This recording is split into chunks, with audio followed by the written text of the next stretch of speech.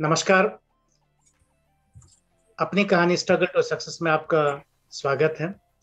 आज हमारे बीच doctor professor Kailash तुली जी हैं।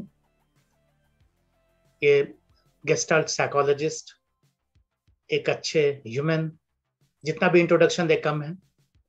आज इनसे हम इनकी कहानी सुनेंगे। आप सभी पूरा जरूर देखें और अगर कोई प्रश्न है तो आप यहाँ पे लिख सकते हैं और फिर उसका उत्तर भी दिया जाएगा। तो नमस्कार सर, स्वागत। नमस्कार Rajesh ji, thank you for inviting me for this talk. Thank you sir. I am happy to meet you in this cyber world. जी सर। सर, आपके पास तो एक बहुत लंबा अनुभव है। कैसे स्ट्रगल और सक्सेस को एक्सप्लेन करेंगे आप? गुड, ये आपका प्रश्न बहुत ही अच्छा लगा मुझे। जी सर। लेकिन कई चीजें इतनी लंबी भी होती हैं कि उनको थोड़े में एक्सप्लेन करने की दिक्कत भी रहती है। लेकिन फिर भी मैं थोड़ा कोशिश करूंगा कि समरी की पार में अपने बारे में कुछ आपको बता सकूं, और हिंदी और इंग्लिश में मिक्स ही बोलूंगा ताकि आप और आपकी ऑडियंस सबके लिए ठीक रहे। मेरा जन्म, इस समय मेरी एज 77 है, और मेरा जन्म जिस जगह पे हुआ था वो जगह आज की डेट में पाकिस्तान का एक भाग है। तो मेरी जिंदगी की जो शुरुआत थी उसका जो सबसे कठिन पार्ट था, जो कठिन हिस्सा था वो यही था जो कि मेरे पेरेंट्स ने उस समय अपने आप और अपने परिवार और नज़दीक के कई रिश्तेदार और मित्र, उनके वजह से हम लोग सब सुरक्षित इंडिया में पहुंच गए। इंडिया में हम लोग ट्रेन के द्वारा ही आए थे लाहौर से, और हम लोग कुरुक्षेत्र में लैंड कर गए थे, और कुरुक्षेत्र से फिर हमारा जीवन का एक नया जिंदगी शुरू हुई। लेकिन हाँ, यहाँ तक मैं ये कहना चाहूँगा कि ये एक बहुत ही क्रिटिकल पॉइंट था। एज सच मुझे कुछ एग्जैक्ट उतना याद भी नहीं है, लेकिन जो वो स्ट्रगल अपने पेरेंट्स से सुनते थे और एक लाइफ और डेथ का सवाल था। लेकिन भगवान का शुक्र है सब हम ठीक ठाक पहुंच गए, लेकिन कुछ था नहीं। उस समय का कॉमन मुहावरा होता था कि हम 3 कपड़ों में आए हैं। इसका मतलब कुछ भी नहीं था होता, और 3 कपड़े बस वही है, बुनैन, कच्चा और पजामा। तो उस हिसाब से जो जीवन का स्ट्रगल था वो थोड़ा रहा, कठिनता से भी रहा, लेकिन वो पार्ट मेरे पेरेंट्स ने अच्छी तरह निभाया। और जिंदगी की जितनी भी मुश्किलें थी उस समय की, उनको मैं तो यही कहूँगा कि उनके बदौलत ठीक हुआ। और परिवार में मेरी एक सिस्टर हैं जो मेरे से 12 साल बड़ी हैं, एक मेरे ब्रदर हैं वो भी 10 साल बड़े हैं, और मैं हूँ। और मेरे पेरेंट्स थे उस समय, मेरे चचा लोग भी थे, मेरे दादा दादी भी थे। तो पूरा परिवार जब हम कुरुक्षेत्र पहुंच गए तो वहाँ से हम इधर करनाल ज़िला है तो वहाँ जाके सेटल हो गए। तो एक छोटा विलेज मेरे फादर को पसंद आया, क्योंकि उनको खुद वहाँ भी जब पाकिस्तान में थे वो गुजरांवाला ज़िले के एक छोटे से गांव में थे जिसका नाम था काले की मंडी। तो वो वहाँ से जब इधर आए तो उनको उस टाइप से जो उनकी मन की इच्छा थी कि गांव में सेटल होना है, तो वो वहाँ पे आके सेटल हो गए। और उस समय वहाँ कुछ भी नहीं था, कुछ टूटे फूटे घर थे और कोई स्कूल भी नहीं था, और बिल्कुल एक जिंदगी की शुरुआत उनके लिए इतनी आसान नहीं थी। लेकिन मैं कई बार उनका इतना आभारी हूँ कि कितनी कठिनता में उन्होंने उस समय का जो टाइम होगा वो पास करा, और हम बच्चों का ध्यान रखा। और मेरे पिताजी बहुत ही मिलनसार थे, जितने भी हमारे चचा बुआ रिश्तेदार थे वो सब उनको मानते भी थे। तो इसलिए एक तरह का उनकी लीडरशिप में हम लोग ग्रो हुए। तो मुझे जो अपनी अर्ली लाइफ का पीरियड याद आता है, दैट्स अराउंड 4 ईयर। तो हम जिस गांव में थे वो उसका मेरे को इमेज आ रहा है। गांव का छोटा सा, कोई स्कूल भी नहीं था एक्चुअली। बाद में मेरे पिताजी ने वहाँ पे स्कूल बनवाया, प्राइमरी को, मिडिल को हाई, और आज की डेट में वो कॉलेज अच्छे लेवल पे चल रहा है। तो इस तरह की चीज़ों का जो बचपन मेरा है इन चीज़ों से बीता, और मैं अपने फादर से, मदर से और उनके वैल्यू सिस्टम से बहुत ज़्यादा इन्फ्लुएंस्ड हुआ। तो वो जो भी चीज़ें सिखाई उन्होंने या सीखे हमने उनसे, वो आज मेरे जीवन का एक मेन मार्गदर्शन करती हैं। सर, आपके जीवन का सबसे स्ट्रगल पूर्ण समय कब रहा आपको, जब याद हो पूरी तरह से? जब हम जनरली जब हम बड़े होते हैं तब हम ज्यादा स्ट्रगल को समझते हैं। जब बच्चे होते हैं तब तो उस समय तो कुछ ना, वो तो एक आनंद का समय होता है, चाहे माँ बाप कितना भी स्ट्रगल करे लेकिन बच्चे हमेशा खुशी रहते हैं। तो इस समय आपको क्या, किस समय लगा कि आप बहुत ज्यादा स्ट्रगल में हैं इन सब के बावजूद, और कैसे आपने उसको ओवरकम किया? हाँ, उसके बाद जो जिंदगी की एक फेज चेंज हुई वो ये थी कि मैं मिडिल स्कूल तक, पहले प्राइमरी था फिर मिडिल, और 8th तक मैंने वहीं छोटे से गांव में ही पढ़ा। फिर एक हरियाणा में एक ज़िला है, हेडक्वार्टर है करनाल, तो वहाँ जाके मुझे आगे पढ़ना था तो वहीं जाना पड़ता था। और वो जगह मेरे घर से 25 किलोमीटर, उस समय 15 मील कहते थे, दूर थी। और वहाँ मेरे जीवन का अच्छा स्ट्रगल रहा, सर्वाइवल करना, और बड़े लिमिटेड पैसे होते थे उन ज़माने में, और लिमिटेड पैसे थे, लेकिन चलो महंगाई अधिक नहीं थी लेकिन फिर भी बड़ा टफ पीरियड होता था। तो मैंने वहाँ उस समय पहली बारी शुरू हुई थी 11th 11 साल वाली हायर सेकेंडरी, तो वो मैंने करी। वो स्ट्रगल का पीरियड मैं अलग से भी डिटेल में कभी लिख सकता हूँ, उस पर छोटी सी मैं अपनी बायोग्राफी भी लिख सकता हूँ, लेकिन इस समय मैं उस पीरियड को आगे थोड़ा सा स्किप करके आपको आगे बताना चाहूँगा। तो वहाँ पे मैंने स्कूलिंग कंप्लीट करी।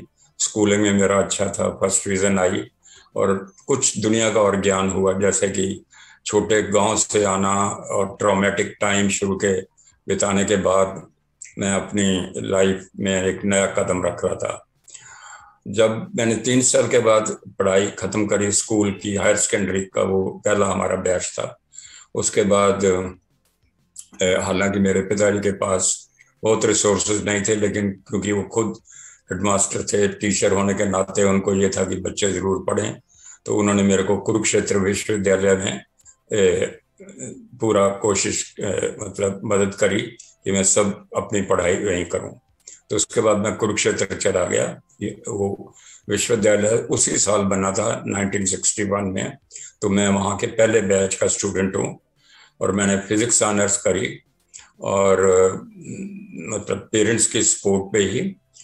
और मैं कुछ उसकी इकोनॉमिक्स में नहीं जाना चाहूँगा, लेकिन उस समय मैं इतना बताना चाहूँगा कि लगभग 30 से 50 रुपए के बीच में फीस, तब भी 15 रुपए होती थी, हॉस्टल वो 15-20 रुपए में होता था, और छोटा मोटा खर्चा कि अपने गांव में कभी जाता था तो बस का खर्चा। तो मैंने 40-50 रुपए महीने के हिसाब से अपनी पढ़ाई करी, लेकिन सपोर्टेड बाय माय फादर। और वो भी मेरी लाइफ का बड़ा अच्छा स्ट्रगलफुल पीरियड था। लेकिन वहाँ मेरे को एक जो सबसे अच्छा मौका मिला वो ये था कि वहाँ बिल्कुल नई यूनिवर्सिटी थी, और वहाँ किताबों का भंडार था। मतलब इतने स्टूडेंट नहीं थे जितनी कि वहाँ बेशुमार किताबें, शुरू में जैसे ग्रांट मिलती है। तो मैं फिजिक्स में पढ़ता रहा, अच्छा ही करा लगभग। तो फिजिक्स के बाद मतलब जब फिजिक्स कर रहा था तो तभी मेरे को साथ में मनोविज्ञान का शौक पड़ा, क्योंकि वहाँ लाइब्रेरी में बुक्स थी, तो मैं सिगमंड फ्रॉयड जी के किताबों को या और चीज़ों को, और इतनी किताबें थी वहाँ पे, और मैंने लाइफ में बिल्कुल पहली बार ही देखी थी कि लाइब्रेरी होती क्या है। तो वो भी एक मेरा, जैसे आपने पूछा, तो बिल्कुल मेरे को जो अगर से चीज़ याद आई है वो यही है कि उस घड़ी में मैंने वो जो 3 साल का टाइम मैंने वहाँ बिताया, उसमें बहुत कुछ सीखा, बहुत कुछ पढ़ा। मैं पढ़ाई में बहुत शुरू से ही, और मैं कभी अपने टॉपिक तक नहीं लिमिटेड रहा, ये नहीं कि फिजिक्स हो तो और कुछ नहीं पढ़ना। तो मैं अब भी कईयों को कहता हूँ कि मैंने वहाँ पे साइकोलॉजी अधिक पढ़ी बजाय कि फिजिक्स पढ़ने के। और कुरुक्षेत्र एक ऐसी जगह है कि मेरे को कुछ और भी वहाँ इन्फ्लुएंस हुए। ये नहीं कि मैं धार्मिक, हमारे घर में एक उस तरह का वातावरण नहीं है, हम लोग कह लीजिए आर्य समाज के फॉलोअर हैं, तो हम बहुत रिचुअल्स वगैरह घर में नहीं रखते थे, और ना ही मेरी डेवलपमेंट उस ढंग से हुई है। तो मेरी एक बड़ी ओपन साइंटिफिक अप्रोच थी। और लेकिन फिर भी कुरुक्षेत्र ऐसी जगह है वहाँ मैं एक, जहाँ श्री कृष्ण जी ने उपदेश दिया है, वो हमारे कैंपस से 3 किलोमीटर दूर है जगह, ज्योतिसर। तो मैं वहाँ ज्योतिसर में अक्सर जाता था। वहाँ कई साधु वगैरह से मुलाकात होता था।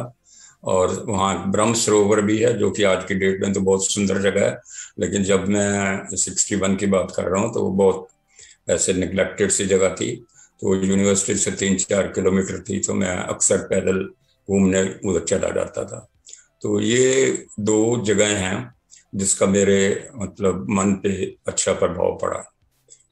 सर उसके आप बाद हाँ, सर हाँ जी, आप करीब 35 साल के आसपास टीचिंग में भी थे, है ना?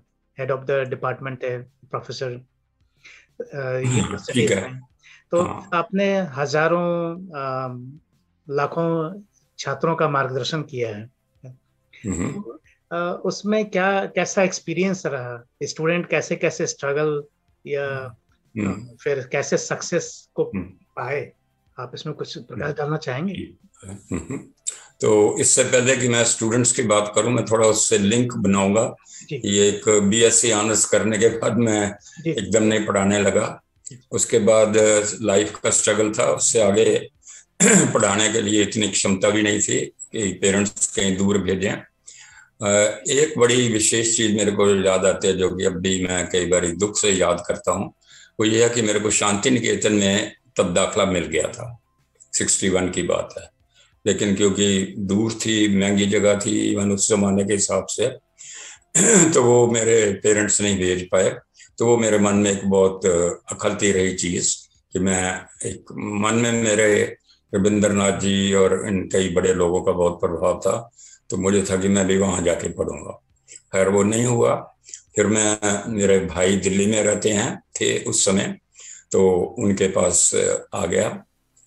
जब मैंने बीएससी कंप्लीट करी, बीएससी ऑनर्स, फिर दिल्ली में एक, आप जानते होंगे, इंडिया मेट्रोलॉजिकल डिपार्टमेंट, ये वेदर का डिपार्टमेंट है। जी ये ऑल इंडिया वेदर के बारे में चेकिंग रखते हैं।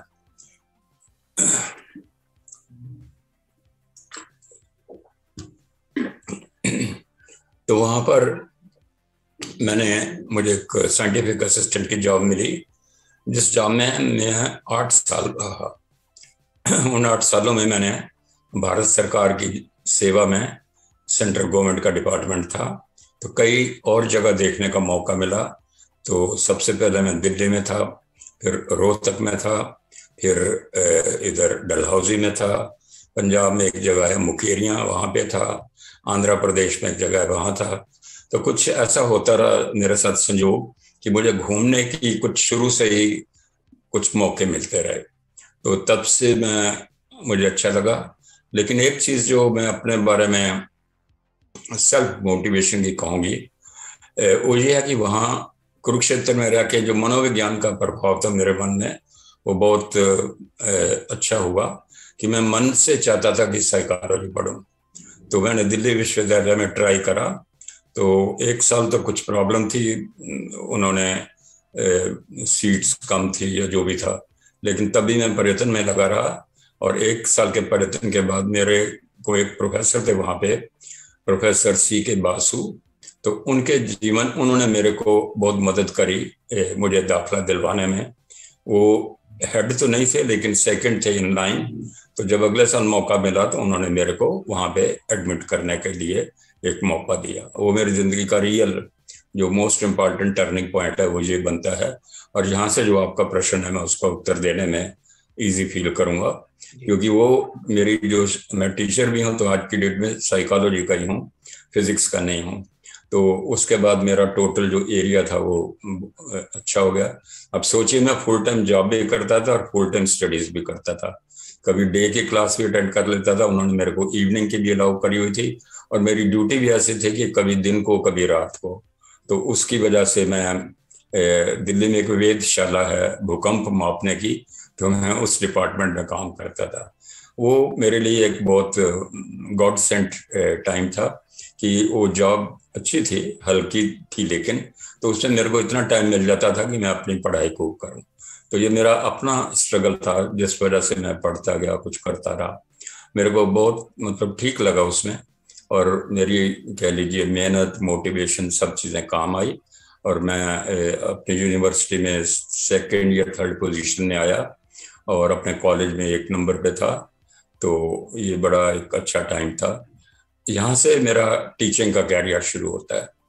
उसके बाद जो दिल्ली में उस समय कॉलेज थे, 5-4 कॉलेज थे जहाँ पे साइकोलॉजी पढ़ाई जाती थी, तो उनमें सिर्फ बॉयज़ का एक ही कॉलेज था, जिसका नाम तब दिल्ली कॉलेज था, आज की डेट में जाकिर हुसैन कॉलेज है। तो खैर वहाँ पे सिलेक्शन भी बहुत लिमिटेड होती थी, उन दिनों वैकेंसी भी नहीं थी आती। तो तब मेरा 64 में मैं टीचिंग लाइन में आया। तो 61 से 64 वो मैं पढ़ा, सॉरी 64 से 66 तक, 7 तक शायद एमए का पीरियड कंप्लीट हुआ। और उसके बाद 1-2 साल मुझे कोई जॉब नहीं मिली, लेकिन मेरा अपना जो गवर्नमेंट की जॉब थी वही चलती रही। तो फिर 71 से मैं टीचिंग प्रोफेशन में आया हूँ। तो सबसे पहले मेरी जो अपॉइंटमेंट हुई थी वो दिल्ली कॉलेज, आज की डेट में जाकिर हुसैन दिल्ली कॉलेज कहा जाता है, और बड़ी मेन जगह पे दिल्ली में मौजूद है, बिल्कुल रामलीला ग्राउंड के सामने ये कॉलेज है। तो वहाँ पे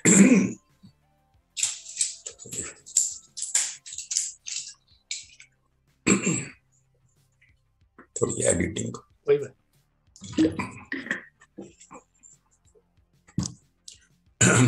तो वो मेरी टीचिंग का पहला टाइम था, और उस कॉलेज में मेरा सारा कैरियर भी बीता। 33 इयर्स मैंने एक ही उसी कॉलेज में पढ़ाया। तो वो 33 साल मेरा एकेडमिक्स कह लीजिए, हालांकि एकेडमिक्स में मेरा बहुत ज़्यादा झुकाव था, शुरू से ही था। तो जब मैं उस कॉलेज में पहुंचा तो वहाँ पे बीए ऑनर्स और कुछ और सब्सिडरी सब्जेक्ट, तो इस टाइप की जो क्लासेस होती थी, वहाँ से मेरा कह लीजिए एकेडमिक पाथ शुरू हो गया।